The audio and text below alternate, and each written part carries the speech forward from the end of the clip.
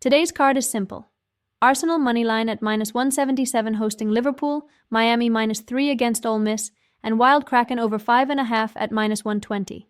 And yes, we're coming in off a 2-in-1 day for plus 0.90 units. Burnley and United did the both teams score thing like two leaky pipes, the Spurs cashed the back-to-back legs tax, and the Celtics pick got flattened by a Jokicless Nuggets heater. Onward, a little wiser and still up a bit. First up, Liverpool at Arsenal. We're playing Arsenal moneyline, and the edge starts with something most previews treat like background decoration: the weather. Storm Goretti has the UK in warning mode, and even if the worst of it is hitting other regions harder, the broader system is still bringing the kind of wind and winter mess that turns beautiful buildup into, please just keep the ball on the planet. In that environment, precision breaks down, long passes lie to you, and the team with cleaner structure usually benefits, not the team that needs transition timing to be perfect. Now, here's where we get contrarian. A lot of people see Arsenal versus Liverpool and auto-click chaos. Goals Lewis Mitchell is literally selling draw or Liverpool double chance, plus both teams to score, plus over 3.5 goals, with a neat little 2-2 score prediction. Fun.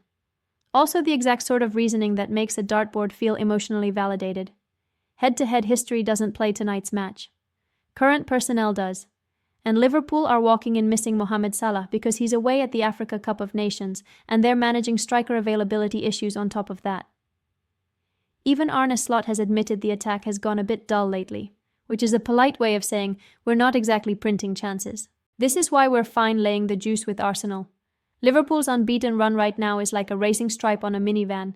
Yes, technically it moves forward, but we're not calling it a supercar. Add in ugly conditions, and the match tilts toward the side that can win without needing everything to be pretty. If the game plays, we're taking Arsenal to do the adult thing. Control territory, simplify when needed, and grind out the result.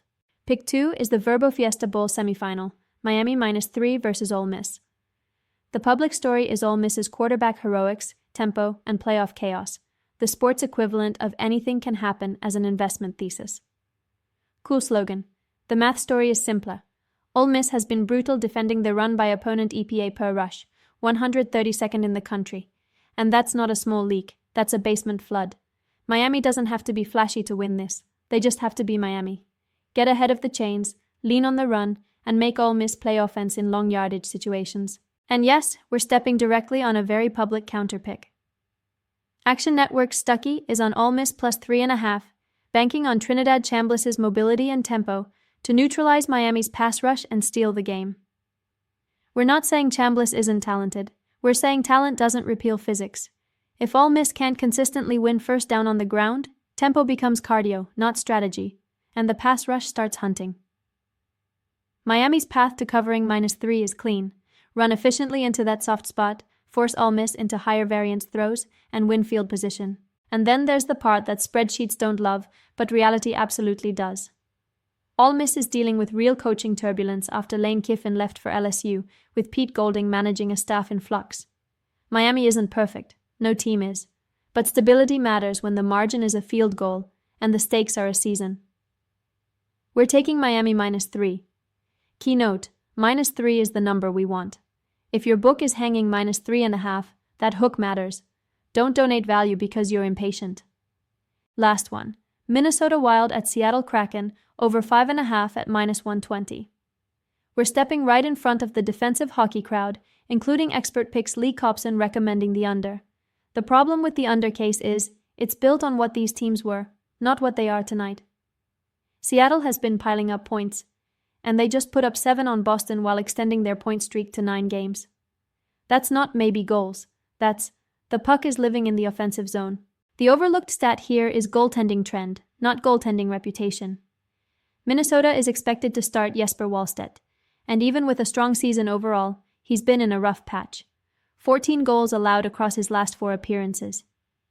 That matters because 5.5 totals don't require a full goalie meltdown. They just require one soft stretch and a couple of power play or rebound goals. Add in Minnesota's blue line injury context, and suddenly the calm, structured under narrative starts looking like a bedtime story. So we're taking over 5.5. If Seattle's current pace holds even a little, and Minnesota contributes their share, This can get there without needing anything ridiculous. We just need normal hockey chaos. The kind the underpick keeps pretending is optional. That's the card. Arsenal moneyline -177, Miami -3, and Wild Kraken over 5.5. Same reminder every day. Variance is loud, but math wins over time. 2 + 2 is always 4, even if a hot take artist swears it's 5. Keep the stakes sensible, shop your numbers, and let the long run do the talking.